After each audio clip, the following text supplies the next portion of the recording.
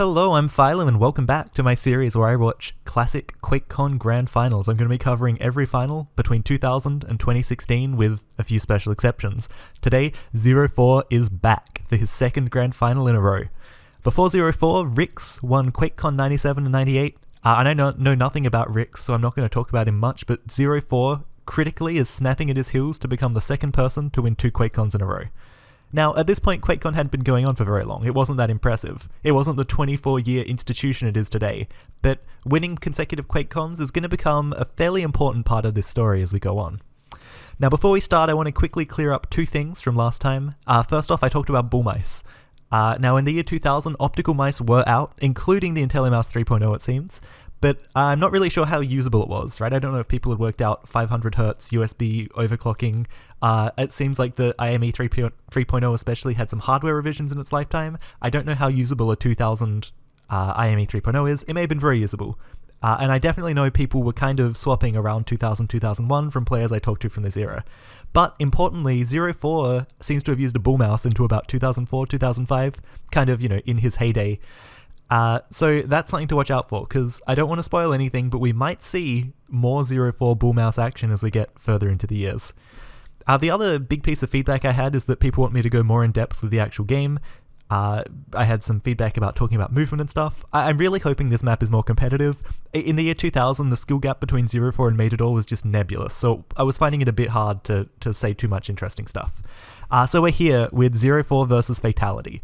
Now, in the year 2000, 04 made $50,000 from Quake.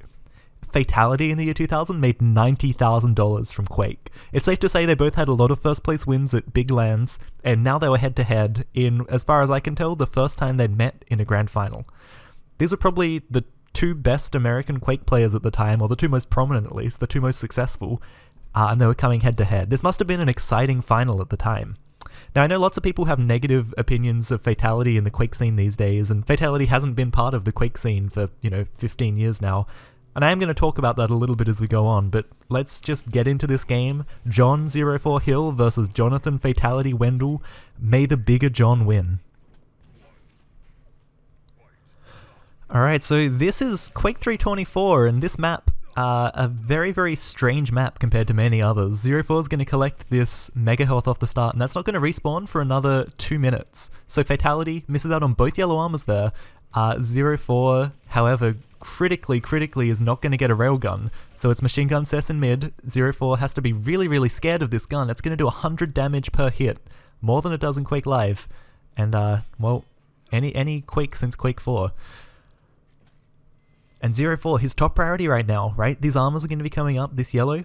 Here it is for him. But really, what's concerning him is his lack of railgun. Now, Fatality's going to be kicking himself that he hasn't hit more rails off of this start, but he's doing a good job of controlling space and putting pressure on 04. 04 can't move around comfortably, and that's what you have to do with the railgun on this map.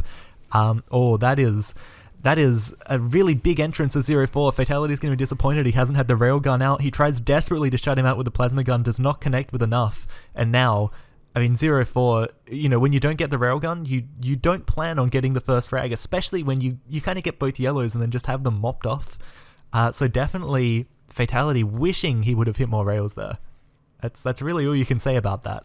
This map is really, really strange compared to many others. I know lots of people don't like it. Rafa says it's a good map, so I think we will have to respect that it's a good map. I really enjoy playing it, and it's for situations like that. We just see 04 dancing around this big island in the middle, and look at this. 1 minute 30 into the game, 04 is finally able to get down onto the railgun, and look at this movement. 04 opens the rail. These rails are going to be a big problem for Fatality here, because, well, 04 notorious for having a really strong railgun. Mega's going to be coming shortly, 04. Make sure he's picking up that railgun again. Not only is that going to give him a bit more ammo, but it's going to make sure that Fatality can't get it. 04 waiting for this yellow before making it up to Mega. I think Mega's at about 10 seconds or so. Really easy to time Mega on this map. And Fatality, he's trying to peek in, he's trying to be cheeky with this plasma gun. No rail to his name in that situation.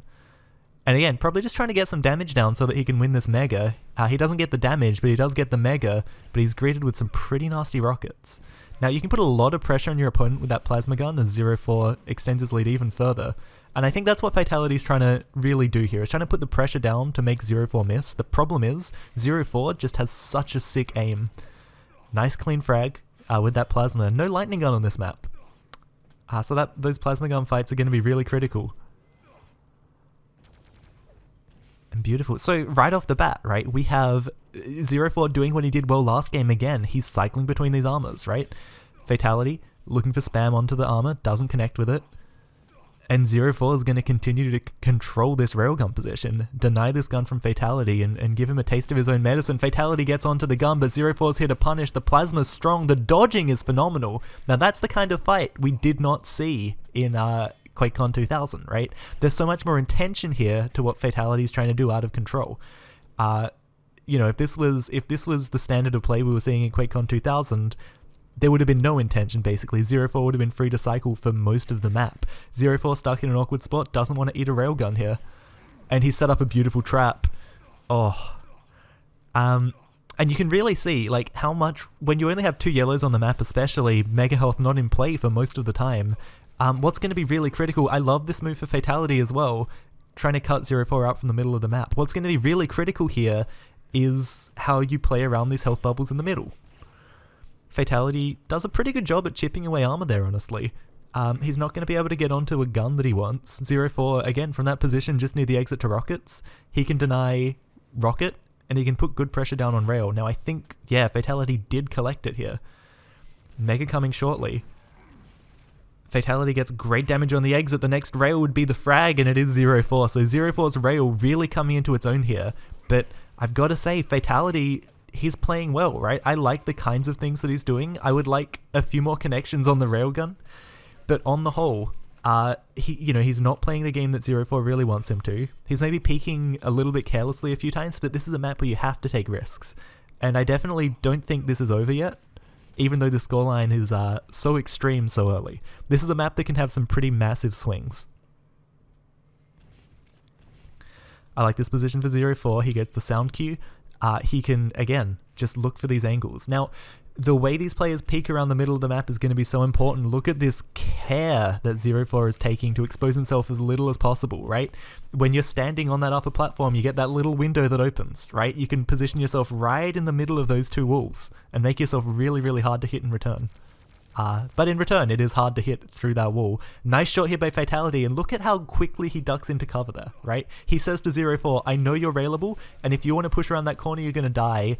And Fatality wins himself that yellow armor. Now 0-4 drops down, there's a bunch of HP there for him, and the HP on this map is so important. Fatality drops down, no HP there for him because 0-4 has just collected it. And it really feels like 0-4 has done a stronger job of backing off onto HP bubbles here, right? That's been a really critical thing.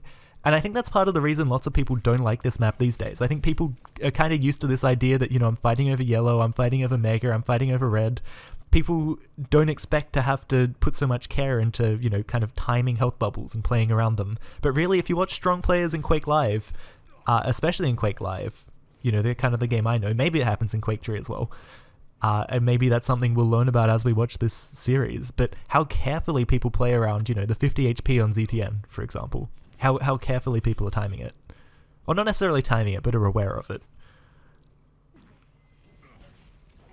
Fatality sets up a powerful trap and has some good rockets to go along with it, but again, it's 0-4 just alive a little bit more. Phenomenal spawn.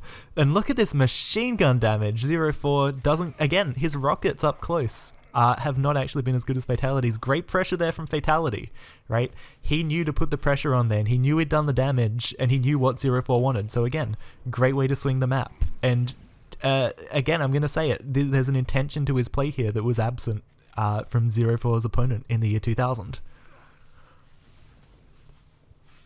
But yeah, the aim is really a massive factor right now.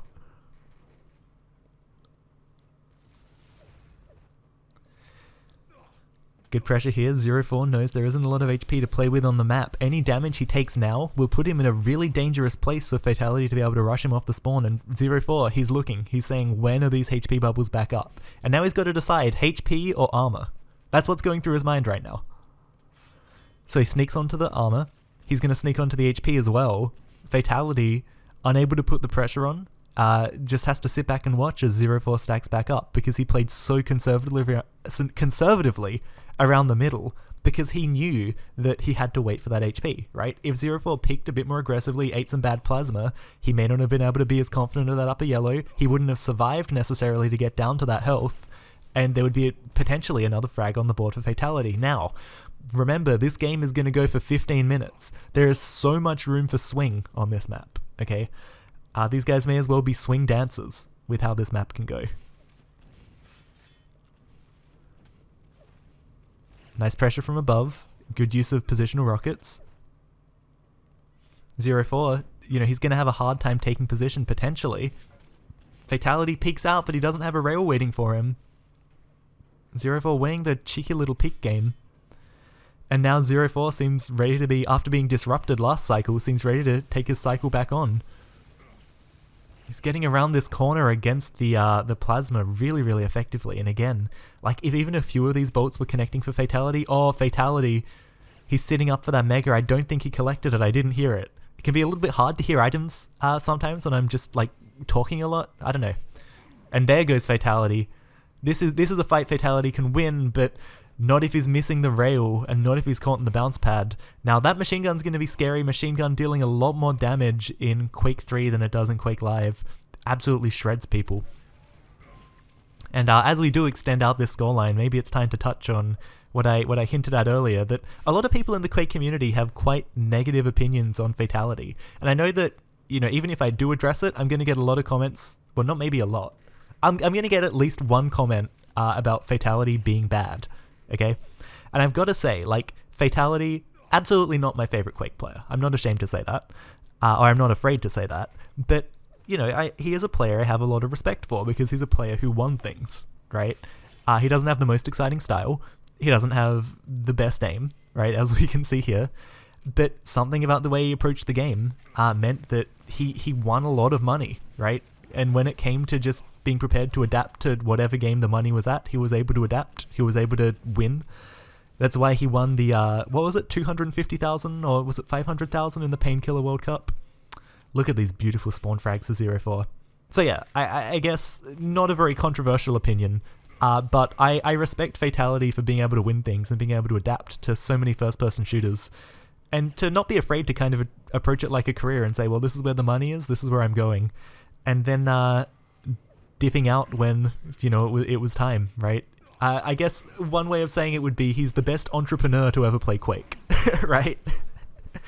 And I think it's one of those things where he's kind of pushed himself into a corner, or did quite a long time ago, where if he continues to compete and loses, that destroys his brand. So what else are you going to do? I do think it's funny watching him stream and watching him complain about, getting focused in pub games and stuff. When at the end of the day, he just isn't as good as he used to be. Now look, it is looking more and more like this game is going to be over, so I do want to emphasize again, like, even though this scoreline's been massive, and I'm going to attribute a certain amount of that to just vastly superior railgun aim, as well, Fatality is going to get some points on the board. There is room to get a few spawn frags here, but I'm pretty much ready to call this game. Yeah, no, Fatality had a lot of intention how he approached it. I really liked the moment where he tried to cut off 04 from the middle of the map with the plasma, where he, like, got inside this main room just down here, and stood where 04 was going to come from, and just tried to block him out of the room with plasma. That's a really great trap. But overall, 04 was able to win the railgun trades, and even when he was losing them, he was able to back off onto HP, right? It's that simple. Fatality played some strong angles, 04 played some really strong angles. Look at this movement. Like, he knows exactly where he's in cover. Good rush here by Fatality. And yeah, I mean, these are some nice frags getting on the board here. 04 is going to delay a spawn, and delay a spawn. You can delay a spawn up to 5 seconds. Because 04 knows. So what? 15 frags. So each frag, you can delay 5 seconds, so that's going to be what? 50 plus, that's going to be 75 seconds. So he can waste over a minute of this game just delaying spawns, right? He only has to make it. He only has to survive another, what? Another minute and a half, and he's won this game. So probably not going to see the most exciting conclusion to what has been not the most exciting match. But this is somehow the way things fall in Quake. And I think this is, something a lot of people have a criticism for with Quake in general, right? A lot of people would look at this and say, hey, this was a really one-sided and boring game. There's nothing of value here. And it really, it takes a lot of patience, I think, to sit down and say, well, look, here are the things that Fatality actually did well. And part of the reason I want to make this series is that I want to talk about some games that maybe have been overlooked or overshadowed by, other games in the series. Not necessarily going to call out any year in particular, but I am actually going to call out 2016 as having one map that vastly overshadows the rest, despite not necessarily being the most interesting, just because it had a close scoreline. Alright, so 0-4, on top of the map, raining down damage from above. He's going to get the frag just with the machine gun through this teleporter. The Quake 3 machine gun is insane. It really is. Like, it's game-breakingly insane. I would love to actually sit down and play some Quake 3 duels at some point. Just, Quake 3 rule set, 100 damage rail, stupid damage machine gun, and basically just rush people down with hit scan most of the game, right? The lightning gun was nuts as well. Beautiful rocket there for 0-4. Man. And also another thing I am going to say is I'm always looking for feedback on my video settings. I know some people are going to complain that I have pick-mip up really high, so I've got like the smooth walls and smooth ground and stuff. And the reason I do that is it encodes much better on YouTube. Okay, if I have really noisy textures, it's not going to encode as well. It's not going to look as good. I find if you have, super low detail Quake, it actually looks really, really nice, even at not the highest bitrate. So that's my rationale for that. And I'm sure there are going to be people watching this who are saying, turn off potato config. So I will kind of go with the wisdom of the crowd on that one. If everyone wants me to turn off potato config, future videos will not be filmed on potato config. But I have been able to get Wolfcam working with these demos, thankfully, so I'm not stealing YouTube footage anymore. But again, I will shout out Decibel01 US for providing the footage for the, for being the target of my piracy for the footage of the last video. Really phenomenal channel, and his uploads of these games are really what inspired me to do this series at all. So again, we are going to wrap up here very shortly. I am just going to continue to bullshit over the end of this game. 20 frags in it. That's a pretty massive scoreline. Right, even as much as I'm trying to talk this up as, it's not as close as it seems and whatever, this is a pretty massive scoreline. So, can't wait for 2002. I am expecting the next few years to be a lot closer, okay? I don't know what happened there, as the players meld into one entity, and time seems to slow down. Man. Well, that's the time limit. Thank you all for watching. I'm keen for any feedback yet again, because I had some really excellent feedback after my last video, and I'll catch you next year.